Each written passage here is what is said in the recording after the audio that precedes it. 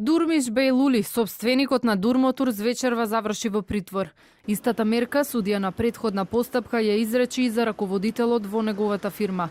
Според обвинителството и двајцата знаеле дека сопирачките на црвениот автобус кој се преврте кај ласкарци се неисправни. Токму ова и недозволената брзина од 99 км на час довеле до несреќата. Спрема собственикот и управителот на правното лице превозник и раководител во тоа правно лице, затоа што собственикот и управителот на правното лице превозник единствено поседувал задолжителен сертификат за професионална компетентност во правниот сообраќај, врз основа на кој сертификат е издадена лиценцата за превоз, не почитувајќи ги своите обврски согласно законските прописи, не го организирал превозот автобуски согласно тие законски прописи, понатаму го препуштил раководењето со возниот парк на второосомничениот на раководителот и покрај тоа што тој раководител не поседувал таков задолжителен сертификат. Бејлули 2 дена по несреќата за телевизија 24 гарантираше дека автобусите од неговата компанија се исправни. Јас сум собственик на две правни лица. Едното е Дурмотус, второто е Автомото здружение. Значи се разликуваат како правни субјекти се поинакви, односно не се исти. Тоа е друга фирма, ова е друга фирма.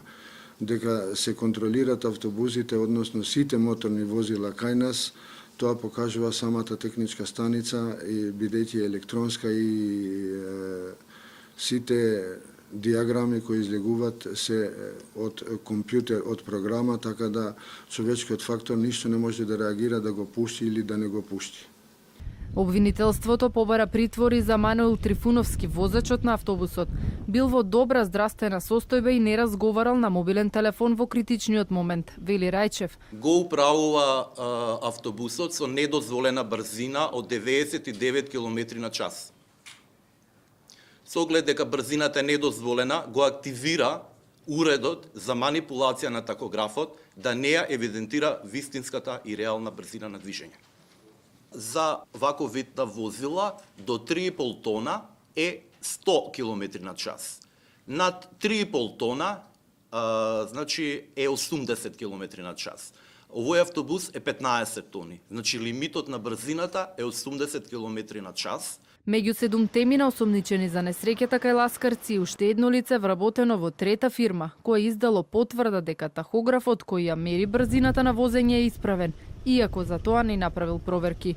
Токму вештачењата кои ги направиле професори од електротехничкиот факултет во Скопје покажале дека овој уред е штелуван и не покажува реална брзина. Во стравичната несреќа загинаа 15 мина гостиварци, а 1 месец потоа 19 годишна девојка на која и беше ампутирана ногата се уште е во критична состојба.